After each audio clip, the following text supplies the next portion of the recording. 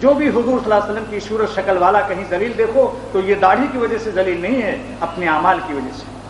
ہمیں اللہ تعالیٰ سنت پر عمل نصیب فرمائے تو اور مجاہدہ کی توفیق دے، انشاءاللہ پھر وہ خوشبو آپ کے ایمان میں عطا ہوگی کہ آپ چھپائیں گے نہیں چھپ سکے گی، آپ چھپائیں گے نہیں چھپ سکے گی وہ خوشبو اللہ کی محبت کی۔ آپ کتنے ہی کہیں میں کچھ نہیں ہوں، لیکن معروی فرماتے ہیں اپنے پیر شمس الدین تبریزی کو کہ اے شمس الدین تم اپنے کو چھپاتے ہو، بوئے میرا کرکسے مکنو کند، شراب کی بدبو کو اگر کوئی چھپا لے لیکن چشمے خیش تن راچوں کند، اپنی مست آنکھوں کو کہاں لے جائے گا وہ؟ اللہ کی محبت کی چیز جو دولت دل میں ہوتی ہے آنکھوں سے ٹپکتی ہے اور چہروں سے جھلکتی ہے، آنکھوں سے بھی چھلکتی ہے، جس کو کوئی چھپا نہیں سکتا۔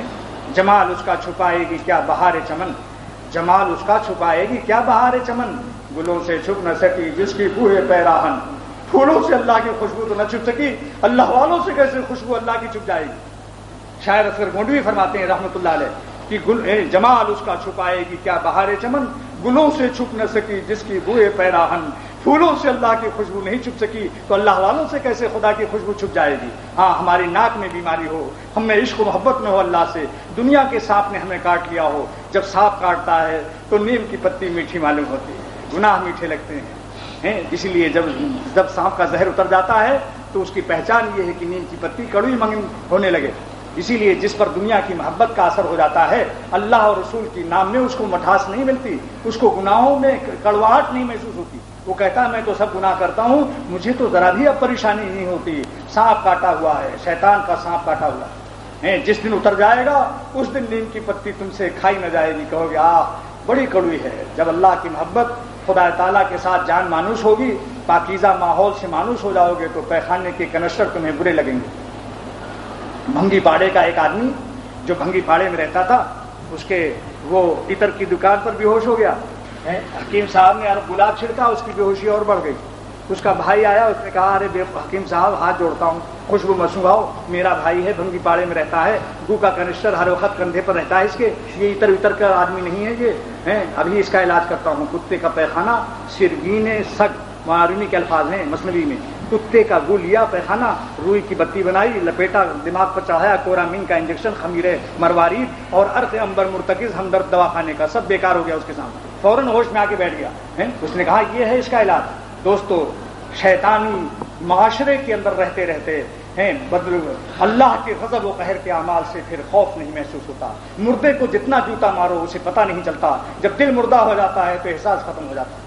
کچھ دن زندوں میں رہو، اللہ والوں کے ساتھ رہو، انشاءاللہ تعالیٰ وہ آپ کو چھوڑنا نہیں پڑے گا، خود بخود چھوٹ جائیں گے۔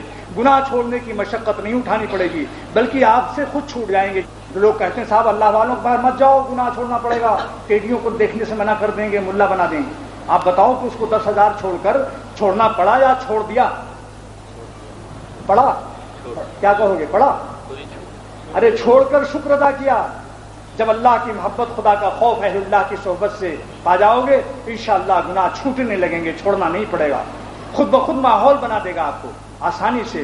اسی لیے شاعر کہتا ہے مجھے سہل ہو گئی منزلیں کی ہوا کے رخ بھی بدل گئے، تیرا ہاتھ ہاتھ میں آ لگا تو چراغ راہ کے جل گئے۔ اللہ والوں کا ہاتھ، جب شاہ عبد الغنی صاحب، خواجہ عزیز الحسن صاحب مجذوب، ڈاکٹر عبدالحی صاحب رحمۃ اللہ علیہ، سید سلیمان ندوی، ان لوگوں کو جب ہاتھ میں حکیم الامت کا دامن آیا ہے تو خواجہ صاحب فرماتے ہیں آہن کو سوز دل سے کیا نرم آپ نے، ناشنائے درد کو بسمل بنا دیا، تو نے مجھ کو کیا سے کیا شوق فراواں کر دیا، پہلے جا پھر جانے جا پھر جانے جانا کر دیا۔ اللہ والوں کی صحبت سے یہ مسٹر علماء کے شیخ بن گئے، جو مسٹر تھے انگریزی داں۔